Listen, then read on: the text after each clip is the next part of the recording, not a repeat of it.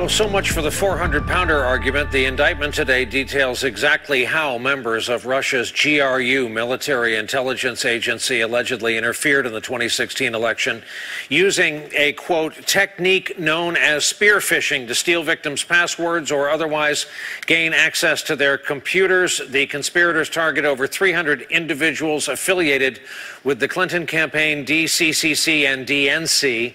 They, quote, altered the appearance of the sender email address in order to make it look like the email was a security notification from Google, a technique known as spoofing, instructing the user to change his or her password by clicking the embedded link.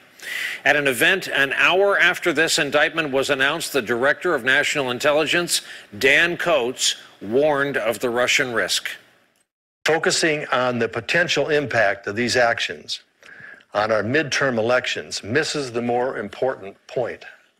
These actions are persistent, they're pervasive, and they are meant to undermine America's democracy on a daily basis, regardless of whether it is election time or not.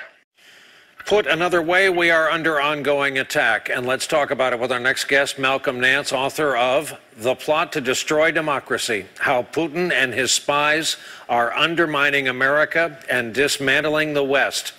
Malcolm happens to be a veteran of Navy intelligence, special ops, homeland security, with 35 years in the field of counterterrorism and intelligence. Malcolm, I have to say, parts of this indictment today read like sections of your book. And in reading Mueller's work, are you periodically reassured when you see the depths they've gone to and the detail they write about that they are headed toward true north? Well, absolutely right about that. And let me tell you, if someone hasn't read this indictment, go read this indictment.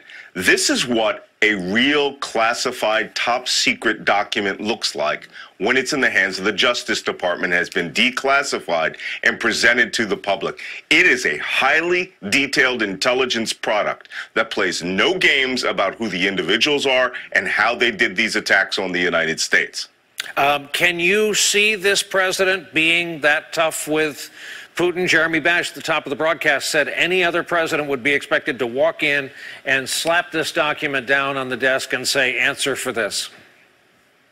Well, no, I don't expect this president to do anything of the like because, as you know, he seems to be beholden to Vladimir Putin in some way, shape, or form. How that is really left up to the special counsel. We'll determine that. Any other president, Jeremy is absolutely right. He would have, I like that idea, he would have served the Russian president with these indictments, would have demanded the 12 Russian intelligence officers, or better yet, would have canceled this conference and would have ratcheted up the tensions to their appropriate level. The United States was attacked. The United States remains under attack. And now we have a president who is ready to give Russia whatever they want, and he just doesn't believe what he sees before his own eyes. Are you surprised that we engage in a time-worn procedure of naming and shaming in this document? Is there any payback for that? Because we name a lot of Russians.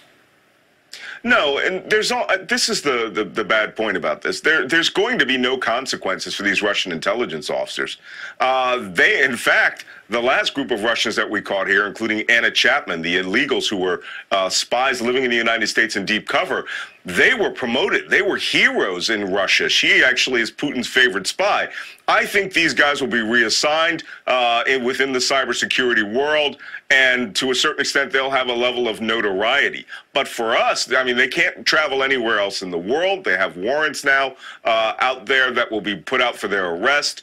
But what this shows is we have the ability to reach down and touch the individuals within Russian military intelligence and actually point out who we know did these acts. That shows a brilliance in U.S. counter-cyber intelligence activities and human intelligence, the way that we gathered this information. Very impressive piece of work in this document today. We'll end on that. Malcolm, always a pleasure. Thank you. Have a good weekend. Appreciate you being on the broadcast with us tonight.